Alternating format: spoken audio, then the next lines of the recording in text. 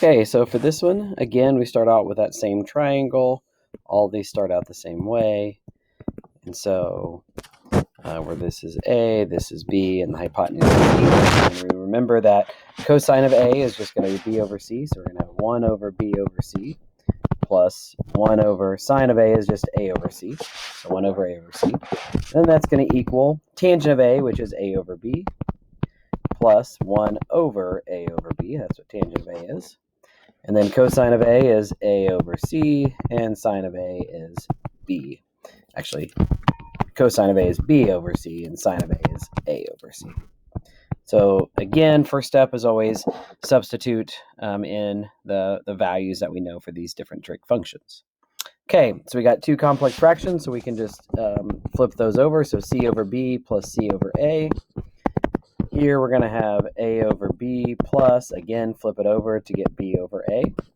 This one, we're actually able to go ahead and add those fractions together. So we get A plus B over C for that one. All right, so now we got to go through, add these fractions together. The common denominator is going to be AB. And so we're going to multiply this one by A and this one by B to get AB. And so that's going to give me AC plus BC over AB. On this one, your common denominator is going to be AB as well, but instead of, you're going to have A squared over AB plus B squared over AB. So you're going to have A squared plus B squared over AB. And then this is going to be A plus B over C. Well, we can't do a lot more on this side, so we're going to leave it as is. So sometimes if you don't want to keep writing something over and over again, you can use two quotation marks like that just says same as the step above. And so we got to do it this right side. Well, remember, always be on the lookout for Pythagorean theorem. So you get A squared plus B squared equals C squared. And so that's going to give you C squared over AB times A plus B over C.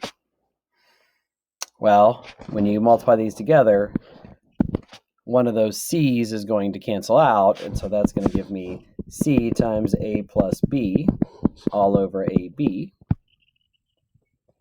And then this one, well, if you notice, you can factor a C out and get C times A plus B all over AB, right? If I just factor a C out of that.